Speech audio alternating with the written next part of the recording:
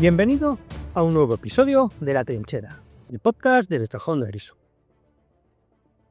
Ahora, en estos tiempos en los que se habla tanto de inteligencia artificial y de sus peligros y de cómo lograr controlar su desarrollo, es un buen momento para hablar de una de las cunas de la informática y del que es también considerado el padre de ella. Este lugar es ni más ni menos que Bletchley Park, un lugar que permaneció en secreto hasta los años 70.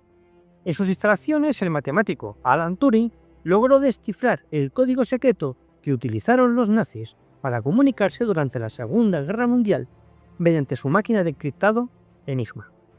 En 1938, ya antes de que Alemania invadiera Polonia y comenzara la Segunda Guerra Mundial, el gobierno británico comenzó a buscar una sede para lo que llamaron Cuartel General de Comunicaciones del Gobierno y Escuela de Código Cifrado.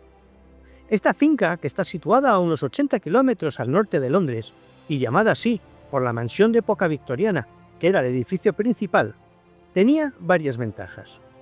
Se llegaba en una hora de tren desde Londres. Y además las prestigiosas universidades de Oxford y Cambridge estaban también bastante cerca y contaba además con una línea telefónica, algo que no era tan habitual en aquella época, especialmente fuera de las grandes ciudades. Al comienzo de la guerra, el material informativo que procedía de Bletchley Park recibía el nombre en clave de Boniface. Lo que intentaba era dar la impresión de que quien daba esa información era un agente secreto. Realmente tal fue el secreto alrededor de los informes de Boniface que estos se llegaron a enviar directamente al primer ministro Winston Churchill en una caja cerrada con llave de la que solo él la tenía. A la cabeza de este equipo que estuvo trabajando para descifrar las comunicaciones alemanas, formada por 10.000 especialistas en criptografía y de los que el 80%, no olvidemos, fueron mujeres, como la matemática Anne Mitchell, y que se fueron además reuniendo allí a lo largo de los años. Entre todos ellos, el principal era Alan Turing, el que, como hemos dicho, está considerado como uno de los padres de la informática y de la propia inteligencia artificial.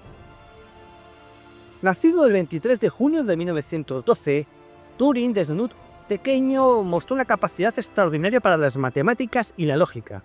De hecho, con apenas 16 años se leyó y entendió los trabajos de Albert Einstein. En 1934 se licenció en matemáticas por la Universidad de Cambridge y solo 2 años después publicó un artículo en el que ya proponía una máquina teórica que se puede considerar la precursora de los ordenadores, llamada máquina Turing, y que posteriormente amplió, creando la máquina Oracle. Precisamente, una de las grandes dificultades para descifrar los códigos de la máquina Enigma era que era capaz de generar millones de combinaciones de texto cifrado. O sea, es que además a esto había que sumar que los alemanes cambiaban la clave de encriptación cada medianoche. Así que para intentar romper los millones de combinaciones que era capaz de conseguir Enigma, no se tomó más que otra opción viable, que sería hacerlo con otra máquina. Y entonces Turing se unió a otro matemático con el que desarrollaron una máquina a la que llamaron bomba. Finalmente con ella consiguieron quebrar los secretos de los nazis y, por supuesto, gracias a los trabajos de los decodificadores polacos, que fueron los que empezaron a trabajar a decodificar la máquina Enigma, y a los 7 españoles a los que dirigía Antonio Camazón, que eran el equipo D que trabajaba para el servicio secreto francés. Turing, más adelante, también fue el artífice de uno de los primeros ordenadores de la historia, el Colossus. Este sirvió para contrarrestar otra máquina de codificación alemana, todavía más compleja que Enigma, llamada Loren. El final de Turing fue trágico. Le condenaron por homosexualidad en 1952 y fue castrado químicamente. La verdad es que el pobre sufrió tal depresión que se terminó suicidando comiendo una manzana envenenada con cianuro. Tristemente, no fue hasta 2009 que el gobierno británico se disculpó públicamente por cómo fue tratado. Aunque bastante tarde, un premio anual por innovación en informática tiene su nombre y además aparece en el billete actual de 50 libras.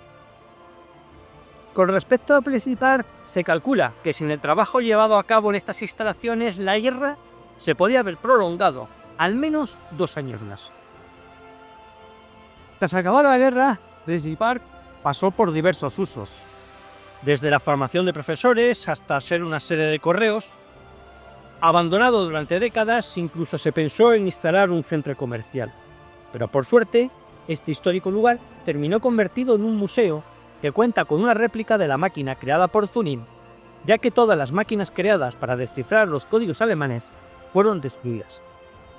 En el museo, además, se conserva el archivo personal de Alan Turing. Espero que esta historia te haya parecido interesante, así que comenta, dale un me gusta, suscríbete y compártela. Más historias como esta las puedes encontrar en elcajondegrison.com.